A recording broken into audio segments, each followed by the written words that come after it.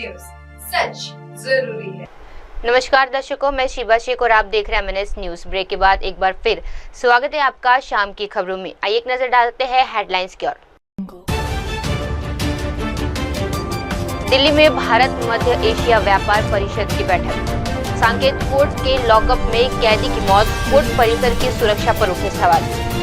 2.5 लाख लोगों की free entry सोचकर आए। कर्नाटक सरकार ने कोर्ट को बताया अब 10 जून को सुनवाई।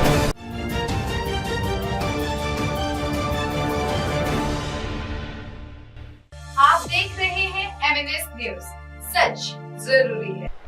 आइए देखते हैं खबरें विस्तार से। दिल्ली में भारत मध्य एशिया व्यापार परिषद की बैठक।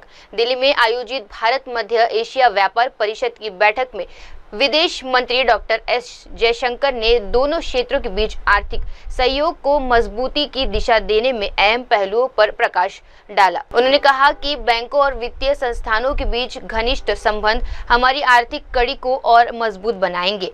जयशंकर ने इस दौरान ये भी खुलासा किया कि मध्य एशिया बैंक द्वारा भारतीय बैंकों में स्पेशल रूपी वाड्रो अकाउंट SRVA खोलने की प्रक्रिया शुरू हो चुकी है, जो स्थानीय मुद्राओं में व्यापार को बढ़ावा देने के लिए एक महत्वपूर्ण कदम है।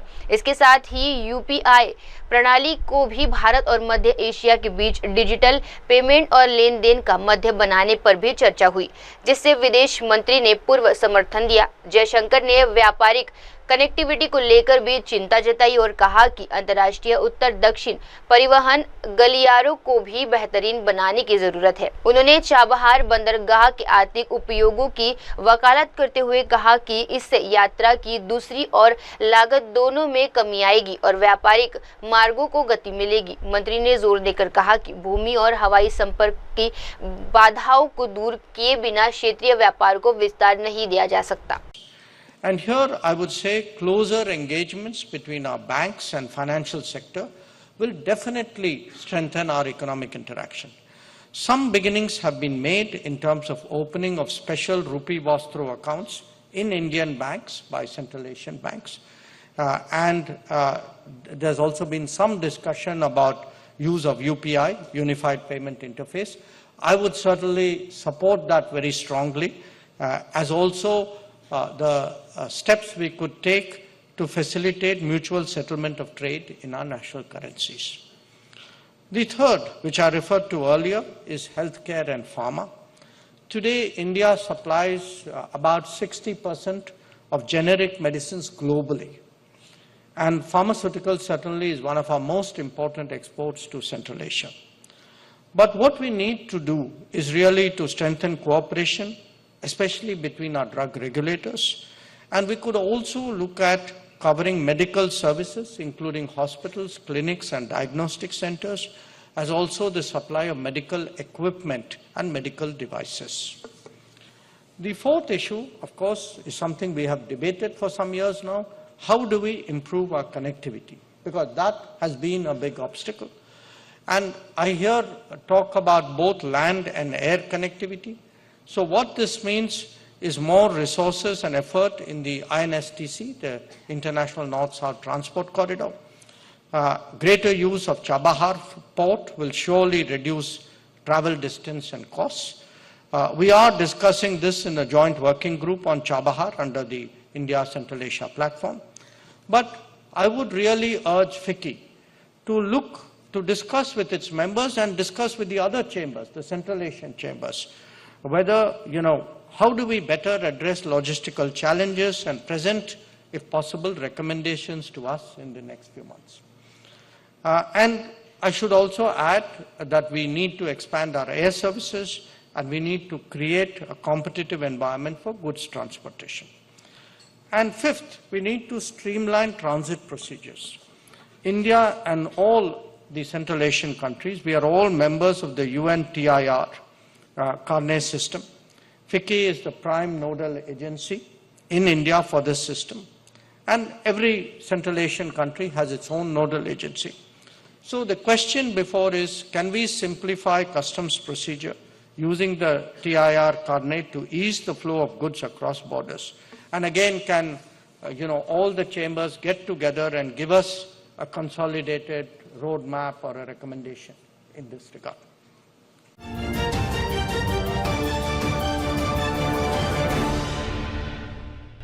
आप देख रहे हैं MNS न्यूज, सच जरूरी है। आइए बढ़ते हैं अगली खबर की ओर। सांकेत कोर्ट के लॉकअप में कैदी की मौत, कोर्ट परिसर की सुरक्षा पर उठे सवाल। दिल्ली के सांकेत कोर्ट परिसर में उस वक्त हड़कंप मच गया जब लॉकअप के अंदर विचाराधीन कैदियों के बीच झगड़ा हुआ और एक कैदी की मौत हो गई।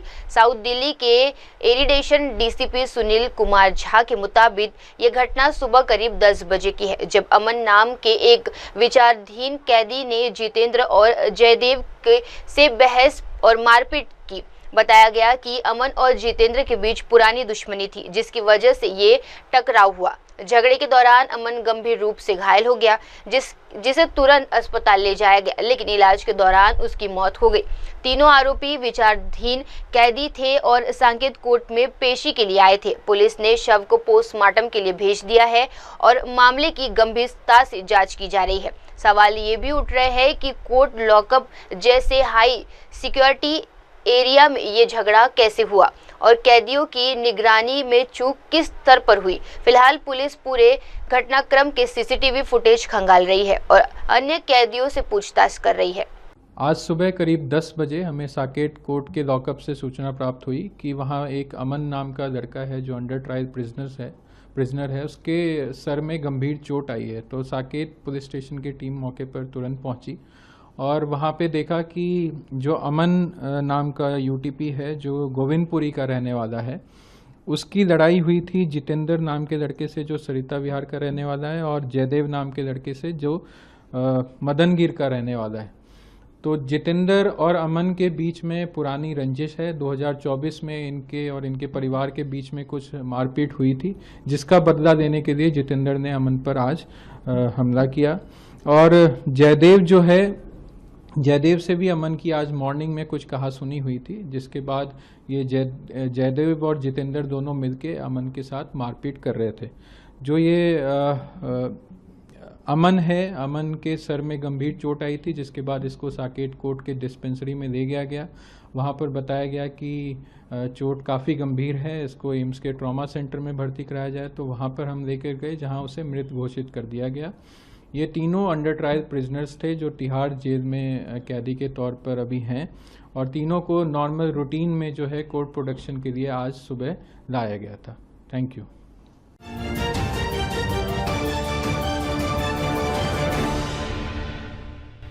आप देख रहे हैं MNS न्यूज, सच जरूरी है। बढ़ते हैं अगली खबर की ओर। 2.5 लाख लोग फ्री एंट्री सोचकर आए, कर्नाटक सरकार ने कोर्ट को बताया। अब 10 जून को सुनवाई। कर्नाटक हाई कोर्ट ने गुरुवार को चिन्नस्वामी क्रिकेट स्टेडियम के पास हुई भगदड़ से संबंधित मामलों की सुनवाई की। कोर्ट ने कहा कि हमने महाधिवक्ता के समक्ष अपनी बात रखी। उन्होंने एक स्थिति रिपोर्ट दाखिल की है, जिसे रिकॉर्ड में लिया गया है। रजिस्ट्री को निर्देश दिया जाता है कि इस वक्त संज्ञात को स्वतः संज्ञात याचिका के रूप में पंजीकृत किया जाए। कोर्ट ने 10 जून मंगलवार को याचिका को फिर से सूचीबद्ध करने को कहा। सुनवाई के दौरान वरिष्ठ पुलिस अधिकारियों ने कोर्ट को बताया कि हम सबसे पहले ये अनुरोध करना चाहेंगे कि कोई दोषारोपण न हो। हम केवल तत्वों को उसी रूप में प्रस्तुत करना चाहते हैं जैसे कि वे घटित हुई थी। हम कोई प्रतिकृति दृष्टिकोण को नहीं अपना रहे हैं। उन्होंने कहा कि कानून और व्यवस्था बनाए रखने के लिए 1000 से अधिक कर्मियों की तैनात किया गया था। स्टेडियम की क्षमता 35,000 है। आमतौर पर केवल 30,000 टिकट ही बिके हैं। इस बार लगभग 2.5 लाख लोग ये सोचकर आए कि प्रवेश निःशुल्क है।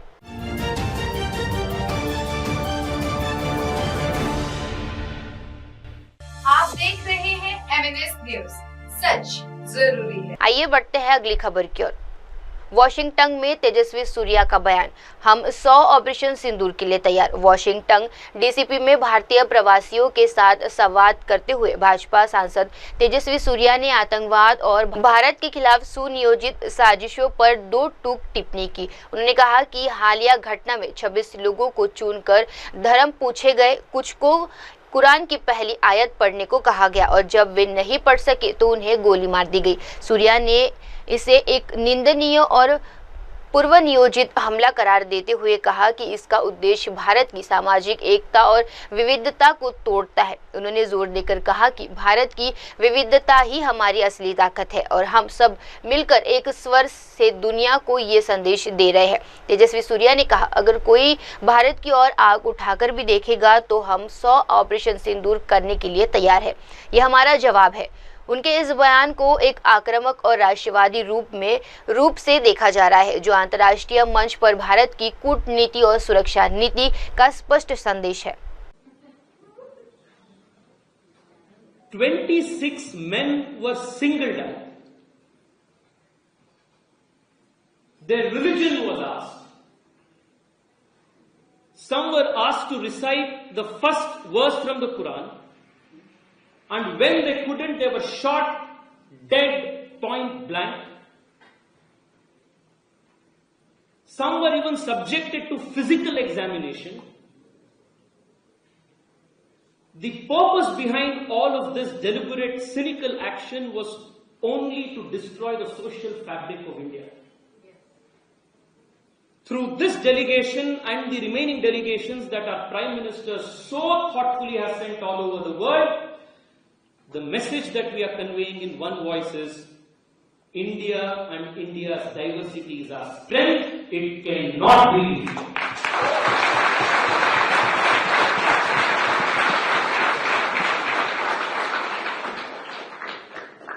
The second point that we have conveyed in the last couple of weeks to all the members of the government that we met, from Guyana to Panama to Colombia to Brazil to today in US, is that India does not seek war.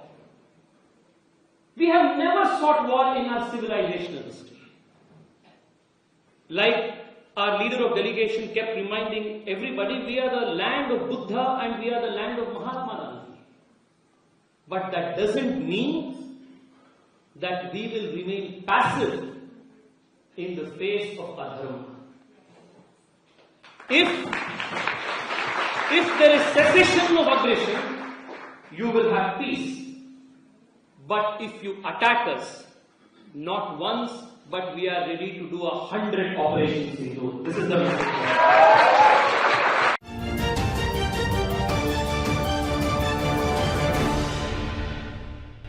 आप देख रहे हैं MNS news, सच जरूरी है। आइए बढ़ते हैं अगली खबर की ओर।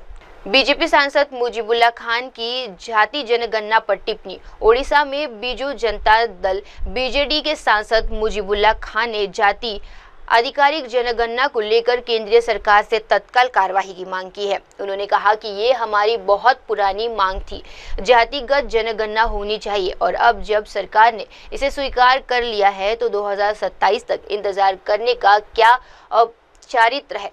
बीजेडी सांसद ने केंद्र से अपील की कि जाति जनगणना को 3 से 4 महीनों के भीतर शुरू किया जाए ताकि नीतियां और नियोजनों का निर्माण अधिक समावेशी और सटीक हो सके। उनका ये बयान ऐसे समय सामने आया है जब कई विपक्षी दल जातिगत जनगणना को सामाजिक न्याय और संसाधन वितरण की कुंजी मान रहे हैं। ओडिशा सरकार पहले से ही राज्य स्तर पर सामाजिक आर्थिक सर्वेक्षण की मांग कर रही है। अब देखना ये होगा कि क्या केंद्र सरकार इस प्रक्रिया को तेज करने की दिशा में कोई ठोस कदम उठाती है या तय सीमा समय पर ही आगे बढ़ाएगी। देखिए, ये सेंसस के बारे में और कास्ट सेंसस के बारे में बीजू जनता दल का बहुत दिन से डिमांड था। जब नवीन बाबू उड़ीसा के मुख्यमंत्री थे तब से हमारा डिमांड होते आ रहा है कि सेंसेक्स हो, कास्ट सेंसेक्स हो, जाति जनगणना होना चाहिए। पता चलना चाहिए कि किस जाति के कितने लोग हमारे देश में हैं, उसके हिसाब से ही उनका डेवलपमेंट करने के बारे में सोच सकते हैं। तो ये हमारा बहुत पुराना डिमांड था, भले देर आए दुरुस्त आए, सरकार ने उसको मान लिया है। लेकिन मेरा मानना है कि 2027 से जनगणना शुरू होगा, सेंसेक्स होगा, ऐसा कुछ पेपर में न्यूज में खबर हम लोग पाए। तो इतना देर क्यों करा जा रहा है? इतना देर करना नहीं चाहिए, जितना जल्द से जल्द शुरू कर देना चाहिए। 2027 में अगर शुरू होगा मार्च के बाद, तो फिर कंप्लीट कब होगा? 2029 में फिर चुनाव आ जाएगा, तो ये बहुत कंफ्यूजन क्रिएट करेगा। मेरा डिमांड है जितना जल्द हो सके 2-3 महीना 4 महीने के अंदर ही इसको शुरू कर देना चाहिए। डिलिमिटेशन प्रोसेस भी होगा तो लेट होगा नेचुरली डिलिमिटेशंस का अगर सेंसेक्स के बाद ही हो सकता है तो जितना जल्दी हो सके करेंगे तो 2029 चुनाव जैसा कि रिजर्वेशंस भी है महिलाओं के लिए वो लागू कर सकते हैं। अदरवाइज इसमें फिर देरी होगा, फिर 34 तक चले जाएगा। महिलाओं का रिजर्वेशन 34 तक नहीं हो पाएगा। देर करेंगे तो नहीं हो पाएगा, जल्दी होना चाहिए, बहुत जल्द होना चाहिए। पार्लियामेंट में भी आने वाला है, सब उठाएंगे। हाँ देखिए, अगले जुलाई महीना में हमारा पार्लियामेंट हर साल बैठता है, इस साल भी हमारा पार्लियामेंट सेशन होगा। तो हम तो जो भी हो उड़ीसा के स्वार्थ के लिए हमारा लड़ाई करेंगे और लड़ाई जारी रखेंगे। जो भी उड़ीसा के स्वार्थ के बारे में होगा उसको जरूर हम लोग उठाएंगे पार्लियामेंट।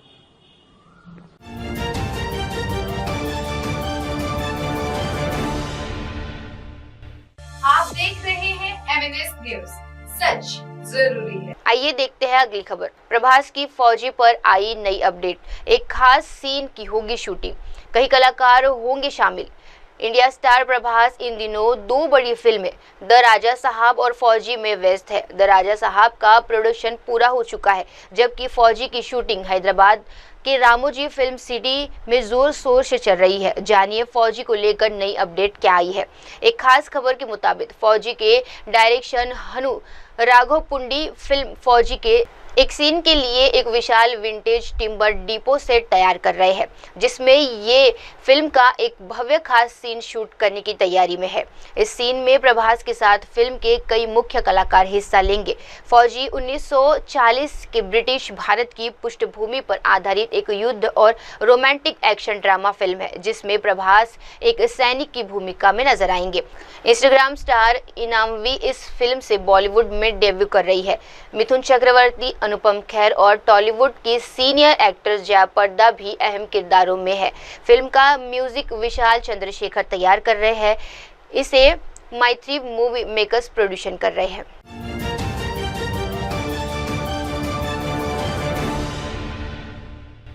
आप देख रहे हैं MNS न्यूज, सच जरूरी है।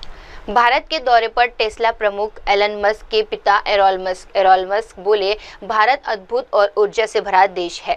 दिल्ली में अपनी भारत यात्रा के दौरान एरॉल मस्क, जो टेस्ला प्रमुख एलन मस्क के पिता और सर्वेटिक पावर सिस्टम से जुड़े हुए हैं, ने भारत की ऊर्जा और तकनीकी दिशा में जमकर सराहना की। उन्होंने अपने अनुभव को असाधारण बताया और कहा कि भारत अद्भुत है। यहाँ के लोगों में उत्साह, महत्वाकांक्षा और सकारात्मक ऊर्जा है, जो मैंने बहुत कम देशों में देखी है। एरॉल मस्क ने यह भी कहा कि दुनिया भर की कंपनियां अब हरित क्रांति का हिस्सा बन रही है। इलेक्ट्रॉनिक वाहन हर जगह भविष्य में वाहन बनने जा रहे हैं। उन्होंने अनुमान जताया कि आने वाले कुछ वर्षों में भारत सहित दुनिया भर की सड़कों पर 10 गुना अधिक इलेक्ट्रॉनिक वाहन होंगे। उनकी ये यात्रा भारत में ग्रीन एनर्जी, इलेक्ट्रॉनिक मोबिलिटी और स्वच्छ तकनीकी को बढ़ावा देने की दिशा में एक महत्वपूर्ण संकेत के रूप में देखा जा रहा है। सर्वेटिक पावर जैसी कंपनियों के साथ ये सहयोग भारत के हरित ऊर्जा लक्ष्य को गति देने में Your overall experience. Well, it's an extraordinary experience and an experience that we all need. If I could share this experience with all my friends, I would be very happy to do that. India is marvelous, and the enthusiasm and the ambition and just the general mood in India is so good. It's so wonderful to see the warmth of the people. You have joined hands with Servotech. What future prospects are you looking in renewable energy sector? Well, Servotech is one of many companies that are in the world joining the electric vehicle chargers, green revolution, and the electric vehicles are going to be the vehicles of the future everywhere. And in the next few years, it's going to be, there's going to be 10 times more electric vehicles on the road than there are now. And so I'm an electrical engineer, and being invited to join another electrical engineering company doing the sort of thing I've done all my life is.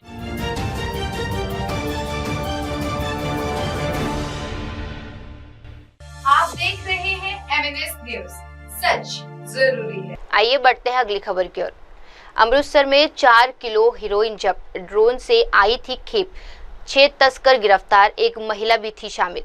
मुख्यमंत्री के सख्त निर्देश के तहत चलाए जा रहे नशे के खिलाफ अभियान में अमृतसर पुलिस को एक बड़ी सफलता हाथ लगी है। पुलिस कमिश्नर गुरप्रीत सिंह भुल्लर ने बताया कि कमिश्नर रेड पुलिस ने 4 किलो हेरोइन बरामद की है, जो ड्रोन के माध्यम से अंतर्राष्ट्रीय सीमा पर भेजी गई थी। इस मामले में 6 लोगों को गिरफ्तार किया गया है, जिसमें एक महिला भी शामिल है।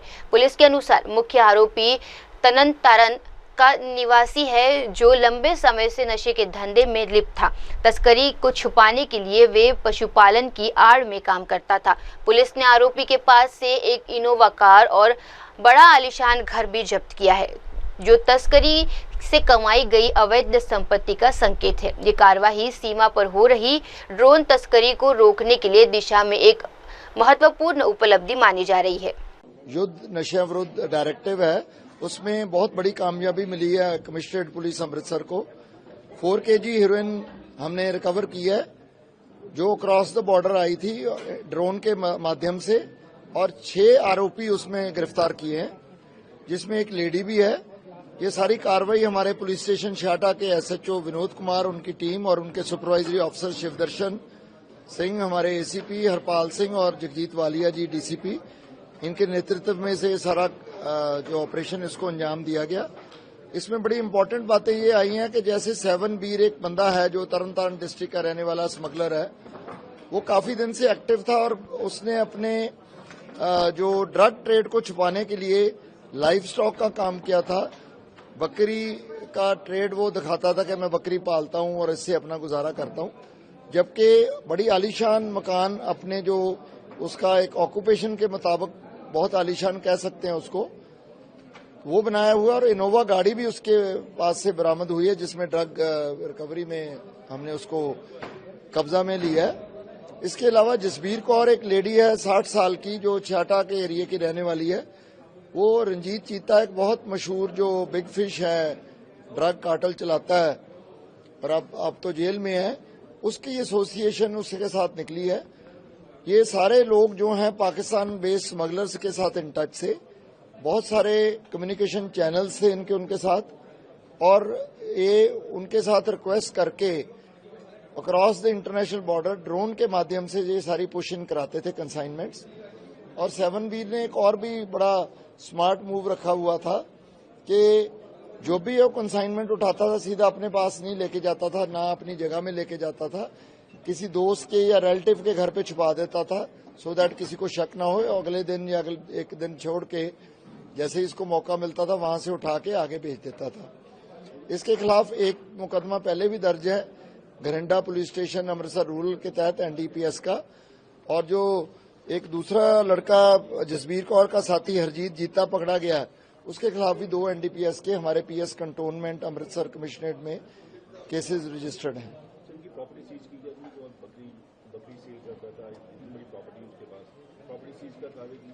डेफिनेटली हम जो NDPS में 68F की कार्रवाई आज से शुरू करेंगे, जो उसकी फॉर्मेलिटीज है वो कंप्लीट करके कॉम्पिटेंट अथॉरिटी को केस जल्दी भेजा जाएगा। वो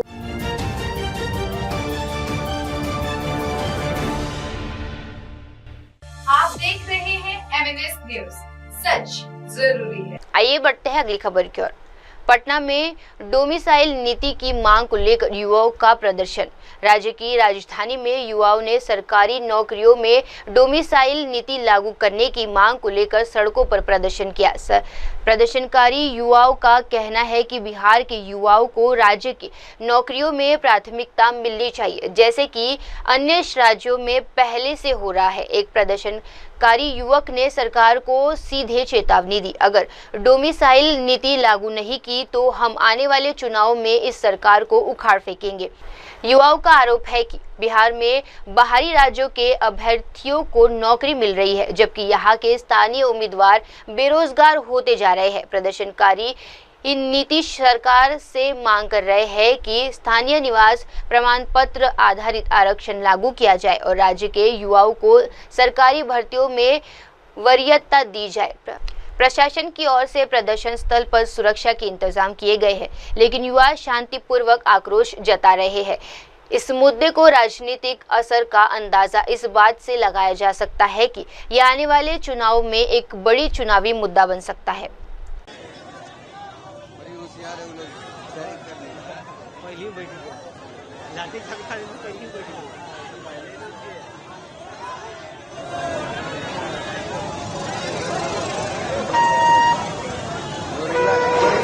तैयारी हो कहीं सचिवालय वाला रणजीत सिंह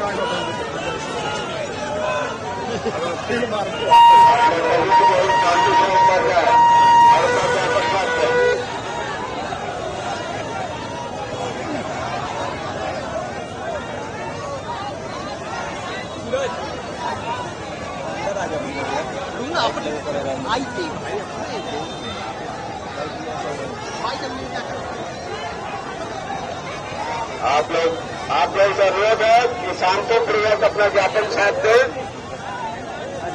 और विधि व्यवस्था को बनाए रखें। सभी छात्रों से अनुरोध है कि अपना ज्ञापन मुश्किल साथ के साथ दें और शांति बनाए रखें।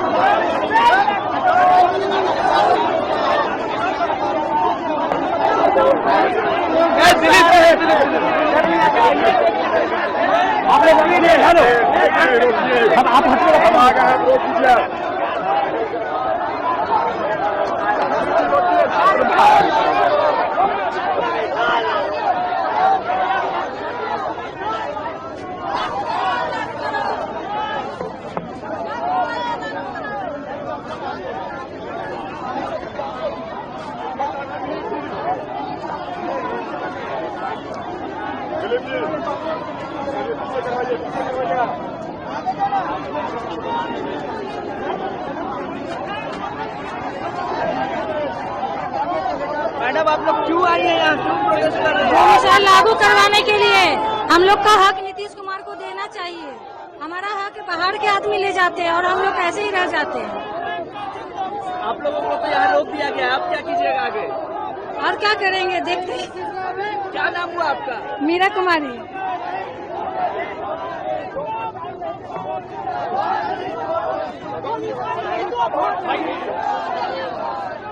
हम लोग का एक ही मांग है कि डोमिसाइल नीति 100% लागू करे बिहार में, नहीं तो आने वाला आगामी चुनाव में सरकार को जड़ से उखाड़ फेंकेंगे हम लोग। बस यही मांग है, उसको पूरा कर दे सरकार, नहीं तो हम लोग रुकने वाले नहीं है इस बार।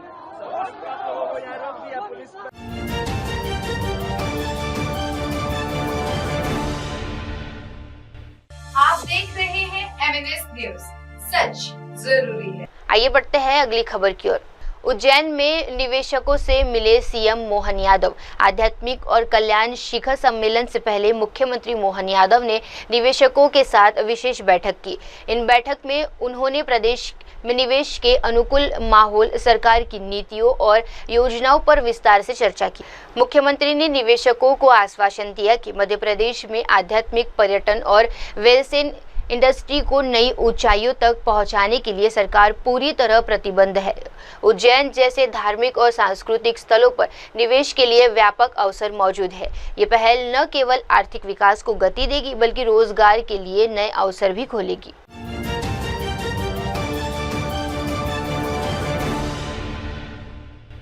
आप देख रहे हैं MNS न्यूज, सच जरूरी है। आइए बढ़ते हैं अगली खबर की ओर। भारत आज ताकत के साथ बोलता है, न कि समर्पण के साथ। हिमंत बिस्वा शर्मा ने राहुल गांधी पर साधा निशाना। असम के सीएम हिमंत बिस्वा शर्मा ने कांग्रेस नेता राहुल गांधी पर निशाना साधा है। उन्होंने एक्स पर अपने पोस्ट में लिखा, राहुल गांधी ने ऑपरेशन सिंदूर की बड़ी सफलता के बावजूद प्रधानमंत्री नरेंद्र मोदी को सरेंडर मोदी कहकर उनका मजाक उड़ाने की हिम्मत की है। आइए उनकी याददाश्त को ताज़ा करने की किस पार्टी और परिवार ने भारत के हित और क्षेत्र को आत्मसमर्पण कर दिया है और अपने विश्वासघात से लोगों को धोखा दिया है, लेकिन वे काले दिन खत्म हो गए हैं। हिमंत बिस्वा ने आगे लिखा, पीएम नरेंद्र मोदी के नेतृत्व में भारत याचना नहीं करता। हम उरी में कार्रवाई करते हैं, हम बालाकोट में हमला करते हैं, हम गलवान में अपनी जमीन पर खड़े होते हैं और हम विश्व स्तर पर नेतृत्व करते हैं। सेना से लेकर कूटनीति तक, अर्थव्यवस्था से लेकर राष्ट्रीय सुरक्षा तक भारत आज ताकत के साथ बोलता है, न कि समर्पण के साथ। कांग्रेस को अपने कार्यकर्ता के इतिहास को ऐसे नेता के कंधे पर थोपना बंद कर देना चाहिए जो झुकने से इनकार करता है। भारत याद रखता है, भारत उठ खड़ा हुआ है और भारत फिर से आत्मसमर्पण नहीं करेगा।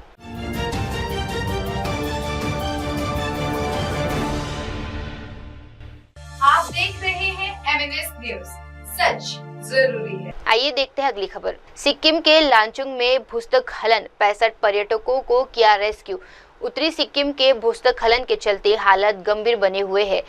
चुंगथान उमपड़खेड़ का समर्थन पूरी तरह से कट चुका है। पर्यटन और नागरिक उड्डयन विभाग के अतिरिक्त मुख्य सचिव CS राव ने बताया कि पर्यटकों और ट्रैवल एजेंटों के बीच लाचेन और लांचूर की स्थिति को लेकर काफी आशंका थी। ऐसे में प्रशासन ने एहतियात के तौर पर इन इलाकों के लिए परमिट जारी करने पर फिलहाल रोक लगा दी है। CS राव के मुताबिक आज सुबह लाचुंग में 65 पर्यटकों को सुरक्षित निकाला गया है, जबकि अभी भी 63 पर्यटक लाचूर में फंसे हुए हैं। प्रशासन ने आश्वासन दिया है कि कल सुबह तक सभी पर्यटकों को सुरक्षित बाहर निकाल लिया जाएगा।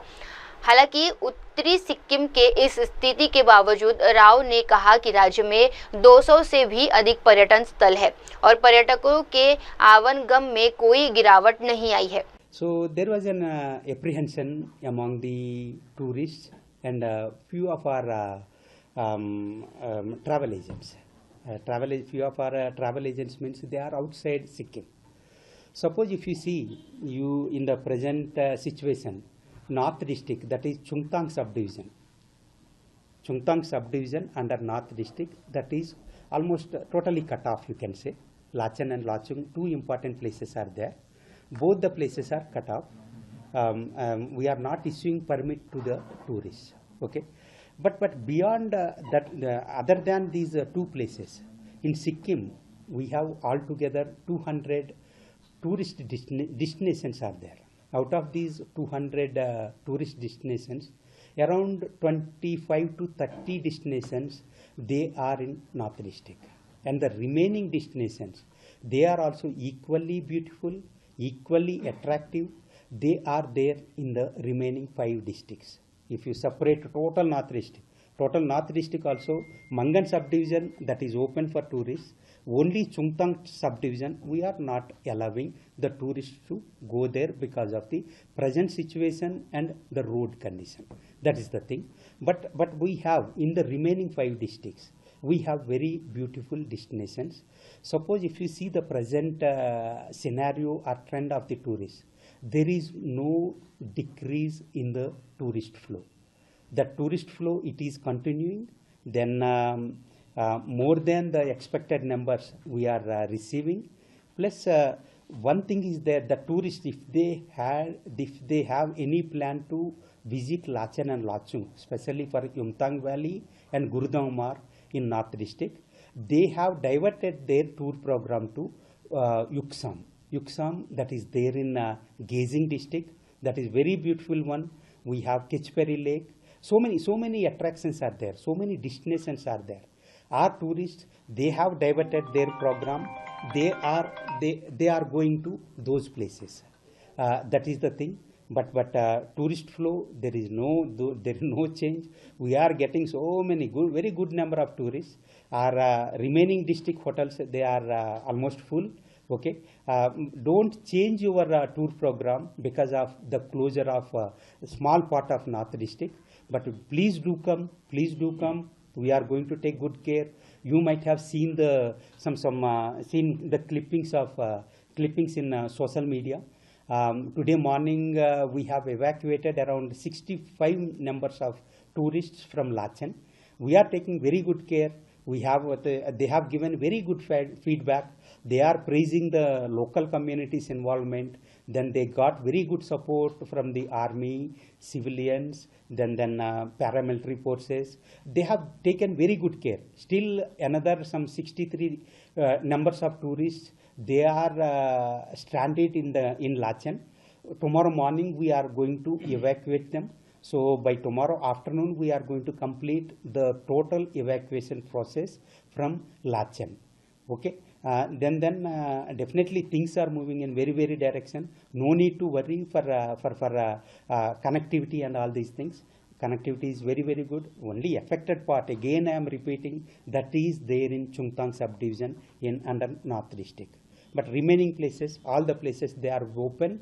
Our stakeholders, tourism stakeholders, they are taking very good care of each and every tourist visiting the state of Sikkim.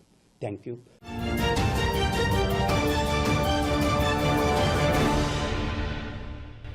आप देख रहे हैं MNS न्यूज, सच जरूरी है। आइए बढ़ते हैं अगली खबर की ओर। पाकिस्तान आतंकवाद से जुड़ा है, सेना असली सत्ता है। भारत के अमेरिका के पूर्व राजदूत तरनजीत सिंह संधू ने एक अहम बैठक के बाद पाकिस्तान और चीन को लेकर बड़ा बयान दिया है। उन्होंने कहा, आतंकवाद को लेकर पाकिस्तान की भूमिका पर अमेरिका ने एकदम स्पष्ट सोच है। अमेरिकी नेतृत्व जनता की है। पाकिस्तान सेना ही वहाँ की असली ताकत है और वे अपनी वैधता साबित करने के लिए विदेशों में तनाव पैदा करते हैं। पूर्व राजदूत संधू ने ये भी टिप्पणी अमेरिकी उपराष्ट्रपति जेडी वेंस से साथ करते हुए सर्वदलीय प्रतिनिधि मंडल के ग्रुप 5 बैठक के बाद की। उन्होंने ये भी कहा कि चीन के बारे में भी अमेरिका के लिए लोग बहुत स्पष्ट है और चीन पाकिस्तान के बढ़ते रिश्तों को लेकर गहरी चिंता जताई गई है। उन्होंने पाकिस्तान को चेतावनी देते हुए कहा कि दुष्प्रचार भले ही कितना भी कर ले, लेकिन हकीकत पाकिस्तान को परेशान करती है। In all these, 3 things emerged very clearly. Firstly, on terrorism. There is a clear thinking about Pakistan's association with terrorism, and in which history comes in. And you know, in United States from the late 90s till today, there is a thread of terrorism which always goes to Pakistan. Now, most of these groups which I have interacted, they are all very clear on that part. Number 2, the role of Pakistan Army, that the real power is yielded by them. You know that US Congress has a strong democratic credentials, including some of the so-called supporters of Pakistan on the Hill. They have been commenting on Pakistan's elections, Pakistan's democracy. So there is a clarity of thought about Pakistan Army always utilizing, creating tensions in order to get its own legitimacy back home. The third aspect which was very clear here is the China Pakistan axis. You know, in public opinion, people in United States are quite clear on China. Yes, on trade there are some influences which go up and down, but at the people's level, I think across these we found a concern about this axis which is developing. So therefore, on all these three accounts, there was very clear thought that was emerging, and I think Pakistan needs to be very mindful. The people here are mindful about what is happening. So irrespective of the propaganda, the reality definitely is going to bite.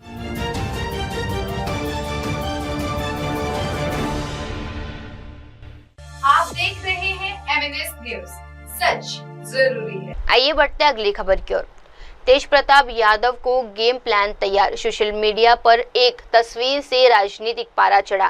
राष्ट्रीय जनता दल के पूर्व नेता और लालू प्रसाद यादव के बड़े बेटे तेज प्रताप यादव एक बार फिर चर्चा में है। कुछ दिन पहले उन्होंने अपनी निजी तस्वीरों को सोशल मीडिया पर पोस्ट किया था, जिसके बाद ऐसा राजनीतिक तूफान आया जिसमें तेज प्रताप यादव को न सिर्फ पार्टी से बल्कि घर और परिवार से भी बाहर निकाल दिया गया। अब उन्होंने एक बार फिर अपना एक वीडियो पोस्ट किया है, जिसके बाद राजनीतिक भूचाल का आना तय ही माना जा रहा है।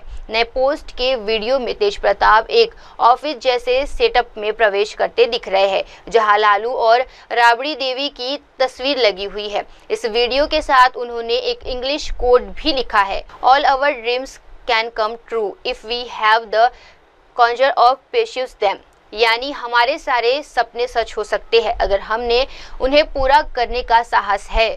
फिलहाल इस पोस्ट ने राजनीतिक महकमे में हलचल मचा दी है।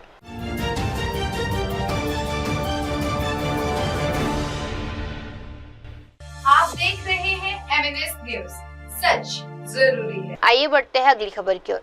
विश्व पर्यावरण दिवस पर हरित राज्य बनाने की दिशा में ओडिशा का संकल्प। ओडिशा के वन, पर्यावरण और जलवायु परिवर्तन मंत्री गणेश राम ने राज्य की हरित प्रतिबद्धता दोहराई। उन्होंने कहा, प्रदूषण के कारण हम कई समस्याओं का सामना कर रहे हैं, लेकिन ओडिशा सरकार प्रदूषण को नियंत्रित करने के लिए ठोस प्रयास कर रही है। मंत्री ने जानकारी दी कि पिछले वर्ष राज्य में 6.5 करोड़ पेड़ लगाए गए थे और इस वर्ष 7.5 करोड़ पेड़ लगाने का लक्ष्य रखा गया है। ये कदम जलवायु परिवर्तन और वायु प्रदूषण से लड़ने की दिशा में राज्य सरकार की प्रतिबद्धता को दर्शाता है। विश्व पर्यावरण दिवस के मौके पर यह बयान ओडिशा के हरित भारत अभियान में अग्रिम बनाने की दिशा में एक और मजबूत कदम माना जा रहा है। I would like to thanks and congratulations to the whole people of Odisha. Today is International Environmental Day. Definitely we are facing a lot of problems due to pollution, and you know Odisha government is focusing more how to streamline the pollution. You can say on the field of single-use plastic and other environmental point of view, and government of Odisha is taking necessary action how to and how could we streamline the more and more, and how could we streamline implies to the zero pollution. So today, Chief Minister Mohan Charan Manji ji, he planted a tree and advocates 7.5 crore to be planted in the state. What do you want to say? Last year, Honorable Prime Minister has announced, basing on that, Odisha government has planted 6.65 crore seedling plantation. This year, already Honorable CM has announced. This year, probably 7.5 crores plantations will be done by the people of Odisha and then government of Odisha Forest Department. And government of Odisha Forest Department is focusing how it could be streamlined the carbon emission and single-use plastics and other dust pollution also and water pollution also. Today we have launched one mobile van, technology based, which could be purify the Odisha rivers, which we have 10 rivers. This is the issue. So some of the industrial districts are in Odisha. How you are going to curb the pollution in the state if we talk about an industrial area? You know, we have a lot of mines and mineral in Odisha, and Odisha is the large scale availability of mines and mineral. Basing on that, it is happening. And Pollution Control Department, Government of Odisha is taking necessary action. Today we have launched one portal also. How could we use the fly ash, how could we use the reuse for construction and cement production sector. And we have already noticed to the state, private sector unit, and government already announced pollution point of view, zero tolerance. So last question of the day, the theme was ending plastic pollution. How the government of Odisha is going to take it forward? Government is working very large scale. How could be zero the single-use plastic by the help of the NGOs, by the help of the eco club, and ecologically the other people of Odisha. And coming days it will be work large scale, I think. What would be message for common people on this day today?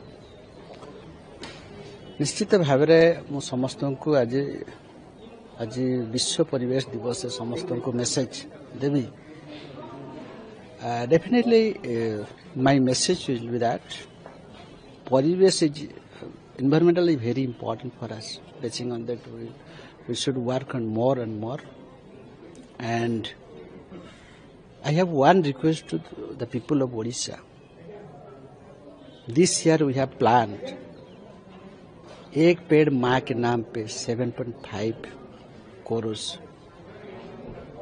plantation will be done by the government of Odisha as well as by the cooperation of the people of Odisha. I requested to all people of Odisha, please help for the environmental, for the benefit of the people, for the next generation of the people. Thank you. Thank you. अब वक्त हो चला है दर्शकों छोटे से break का. Break के बाद भी जुड़े रहिए, देखते रहिए मेरे सहयोगी श्रद्धा के साथ शाम की तमाम बड़ी खबरें. धन्यवाद. आप देख रहे हैं MNS न्यूज, सच जरूरी.